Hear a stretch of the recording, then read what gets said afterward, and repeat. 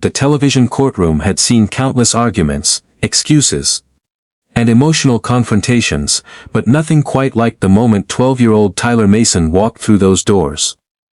He entered the courtroom wearing AirPods Max, staring down at the latest iPhone in his hands, his expensive designer sneakers tapping against the polished floor, as if he were walking into a shopping mall rather than a courtroom. There was no nervousness on his face, no concern about the elderly woman sitting only a few feet away, and certainly no sign that he understood why he was there. Tyler looked bored, completely uninterested, as though the entire case was nothing more than an annoying interruption between two TikTok videos. What happened over the next several minutes would expose something much bigger than a damaged garden. It would reveal years of unchecked behavior, a mother who had confused friendship with parenting, and a young boy who had grown convinced that followers, expensive gadgets, and online popularity made him untouchable. But most importantly, it would become a lesson in accountability that Tyler would remember for the rest of his life. Before the confrontation began, however, it was important to understand the people standing on opposite sides of that courtroom. On one side was 72-year-old Eleanor Rodriguez, a retired teacher who had spent 3 decades educating children and helping families. Eleanor lived quietly next door to the Mason family. She survived on a modest pension and lived a simple life, but there was one thing in her world that money could never replace. Her garden. That garden had been created by Eleanor and her late husband, Eduardo, more than 40 years earlier. Eduardo had planted the first rose bushes in 1983, shortly after the couple moved into their modest home. At the time, they couldn't afford expensive gardening equipment, so Eduardo worked the soil with his bare hands. Over the years, those first roses became dozens of rare plants, carefully cultivated and lovingly maintained. The garden eventually became a living memorial to Eduardo. After he died from cancer 3 years earlier, Eleanor began spending even more time there. Every morning, she would make her coffee, walk outside, and spend hours tending to the flowers. She talked to Eduardo while she worked, telling him about her day and sometimes asking what he thought she should do about a problem. She knew he wasn't there to answer anymore. But maintaining that routine kept a part of their 40-year marriage alive. The neighbors understood that those morning hours were sacred to Eleanor. Then Tyler Mason moved in next door. At first, his behavior seemed like ordinary childhood mischief. He played basketball near the shared fence, played music loudly, and occasionally made more noise than Eleanor appreciated. She had been a teacher for 30 years. She understood children, but Tyler wasn't simply energetic. He was becoming deliberately cruel. He started bouncing basketballs against the fence during Eleanor's morning garden time. When she politely asked him to stop, he laughed and did it again. Then garbage began appearing in her flower beds. Small pieces at first, followed by handfuls of trash thrown deliberately over the fence. Eleanor tried speaking to Tyler's mother, Jennifer Mason. Jennifer always apologized. She always promised to her son. And then nothing changed. The situation became even worse when Tyler discovered that Eleanor had a slight Spanish accent. Although she had lived in America for more than 5 decades and spoke English perfectly, Tyler began recording her without permission and mocking the way she spoke. He uploaded videos to TikTok with captions making fun of her age and accent. His followers laughed. Tyler laughed even harder. Eleanor tried once again to speak with Jennifer. Jennifer told her that Tyler was just being a kid. That excuse would eventually cost them both dearly. One morning, Eleanor walked into her garden expecting to continue her usual routine with Eduardo. Instead, she froze. Every rosebush was dying, not naturally, not because of disease. Someone had deliberately poured powerful weed killer over the plants. The blackened stems and dead petals told the story immediately. 40 years of cultivation had been destroyed in a single night. Eleanor dropped to her knees. She had not cried like that since the day Eduardo died. These weren't simply flowers.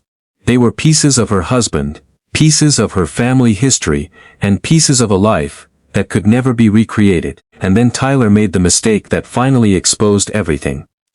He had recorded himself doing it. The video showed Tyler climbing over the fence at night, carrying the chemical container and deliberately spraying the roses while laughing. He talked about how funny it would be when Eleanor discovered what had happened. Then he uploaded the video to TikTok. Thousands of people watched it. Some laughed, others encouraged him. But eventually, someone sent the video to Eleanor. This time, she didn't call Jennifer. She didn't ask Tyler to apologize. She went to court.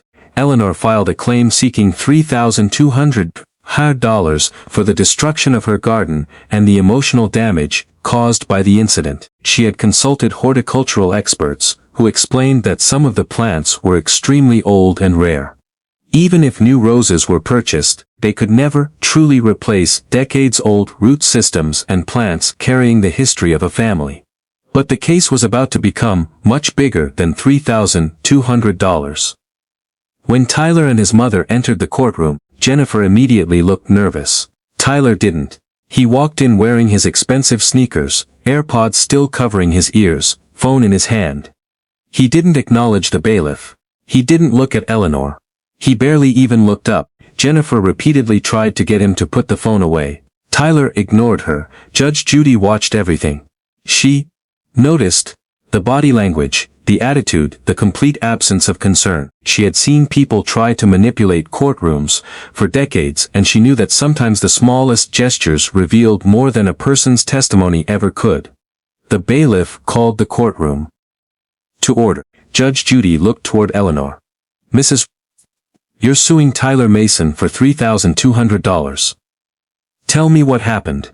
Eleanor began explaining the garden. Her voice became emotional when she talked about Eduardo. She showed photographs of the garden before the destruction. Beautiful roses covered the property.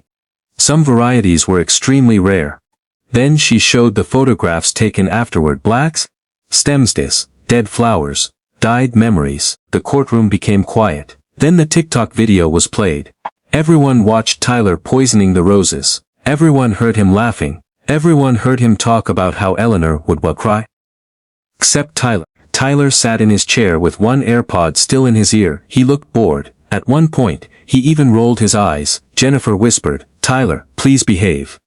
He ignored her. Judge Judy finally looked directly at him. Young man, put the phone away. Tyler sighed dramatically. Slowly, he put the phone into his pocket. Then he removed one AirPod. But he left the other hanging around his neck. Judge Judy noticed. She always noticed. Jennifer then tried to defend her son. Your Honor, Tyler is fundamentally a good kid who made a terrible mistake. He's only 12. I don't think he understood how serious this was. Mrs. Rodriguez is understandably upset, but these are plants, they can be replaced. Judge Judy stared at her for a moment. At 12 years old, your son knows the difference between right and wrong. Jennifer tried to respond. Judge Judy continued. He didn't accidentally step on a flower. He didn't accidentally spill something. He climbed a fence, took a chemical, deliberately sprayed the plants, recorded himself doing it, and then posted the video online. She paused. That's not a prank. Then she looked at Tyler. That's cruelty for entertainment. For the first time, Tyler looked uncomfortable. Judge Judy leaned forward. Young man, look at me when I'm talking to you. Tyler slowly raised his eyes. Judge Judy asked him a simple question. Do you understand that what you did was wrong? Tyler shrugged. It's literally just flowers. She can buy more. It's not that deep. The courtroom gasped. Eleanor's daughter squeezed her mother's hand. Judge Judy's expression changed. Not that deep? Tyler shrugged again. Then came the sentence that transformed the entire courtroom. Boomers are so dramatic. Silence. Jennifer closed her eyes. Judge Judy stared at Tyler. Then she asked quietly, Excuse me? Tyler, somehow still convinced he was in control, continued. I said, older people are dramatic. You're all the same. Getting mad over nothing. It's giving Karen energy. He even smirked. That smirk disappeared almost instantly. Judge Judy stood. The courtroom became completely silent. Young man, let me explain something to you. Her voice was calm, too calm. You think you're important because 50,000 people follow you online. They aren't your friends. They aren't your family. And they certainly don't make you better than anyone else. Tyler's face began to change. Judge Judy continued. You are 12 years old. You have been allowed to behave like a tyrant because the adults around you were too afraid to tell you no. Jennifer looked down. But that ends today. Judge Judy, then revealed that the court had reviewed Tyler's history, previous incidents, complaints from neighbors, school suspensions, behavior reports, thousands of dollars his mother had paid to make previous problems disappear. Tyler's face went pale. Jennifer finally realized that the excuses were over. Judge Judy turned toward her. "You have spent years trying to protect your son from consequences." Jennifer began crying. "I just wanted him to like me." Judge Judy's voice softened slightly. "He doesn't need you to be his friend." She paused. "He needs you to be his mother." Then came the ruling. Judge Judy awarded Eleanor the full $3,200 she had requested, but the financial judgment wasn't the part that devastated Tyler. He would also be required to personally help restore Eleanor's garden, 40 hours, 10 consecutive Saturdays, no phone, no social media, no excuses. He would work under supervision and help repair what he had destroyed.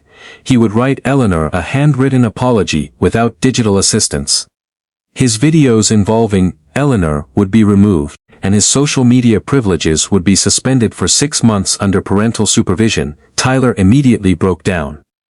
"But, my followers," his mother looked at him through her tears. Judge Judy didn't move. "Now you're upset?" Tyler cried that it wasn't fair. Judge Judy looked directly into his eyes. "You've spent years believing that the world owes you whatever you want." She paused. "It doesn't. You destroyed something precious. You thought it was funny. You embarrassed an elderly woman because you thought your followers would laugh. And now you're discovering that actions have consequences." Tyler tried to argue one final time. "But you're old, you don't understand." Judge Judy's expression hardened. "Sit down." Tyler sat. "Be quiet." He stopped talking. "You're going to learn something that your followers can't teach you. The real world doesn't care how many people follow you. It doesn't care how expensive your shoes are. It doesn't care how many excuses your mother makes." She looked toward Eleanor. "Respect is not something you demand." Then she looked back at Tyler. "It's something you earn by showing it to other people first." The courtroom remained silent. Then Judge Judy delivered the final words. "You're going to spend 40 hours rebuilding what you destroyed. Maybe by the time you're finished, you'll understand that people are more important than views." She struck the gavel. Case dismissed. Tyler left the courtroom with his mother. For perhaps the first time in his life, he wasn't angry because someone had taken his side away. He was ashamed. But the most surprising part of the story happened afterward. For 10 Saturdays, Tyler returned to Eleanor's garden. At first, he hated every minute. He complained. He asked how much longer he had to work. He constantly looked toward the place where his phone would normally be. Eleanor didn't yell at him. She didn't insult him. She simply gave him instructions. "Prowl this weed. Move that soil. Be careful with that plant. Water those roses." Slowly, something began to change. Tyler started asking questions. He learned why certain roses needed particular soil. He learned how long plants took to grow. He learned that some things couldn't be replaced with money. And eventually, he started listening to Eleanor's stories about Eduardo. One Saturday, Tyler noticed an old photograph sitting on the garden table. It showed Eduardo planting the first roses decades earlier. Tyler stared at it, then he quietly asked, "Was he a good gardener?" Eleanor smiled. "The best." Tyler nodded, then he asked something nobody expected. "Can you teach me how to grow roses?" Eleanor smiled again. "Of course." Weeks later, Tyler was also asking Eleanor to teach him Spanish. She taught him words while he helped her garden. The boy who had once mocked her accent was now trying to pronounce Spanish phrases correctly. And something unexpected happened. They became friends. Not because Eleanor forgot what Tyler had done. Not because Tyler escaped consequences. And not because someone magically erased his mistakes. They became friends because Tyler finally faced what he had done, took responsibility for it, and learned that empathy could not be downloaded, purchased, or measured by followers. The garden slowly began to recover. And so did Tyler. He still had a lot to learn, but, for the first time, someone had finally taught him the lesson he had been missing his entire life. Consequences aren't cruelty. Sometimes consequences are the beginning of change. And sometimes, the person who forces you to face your worst behavior isn't your enemy at all. Sometimes, They're the person who finally gives you the chance to become better.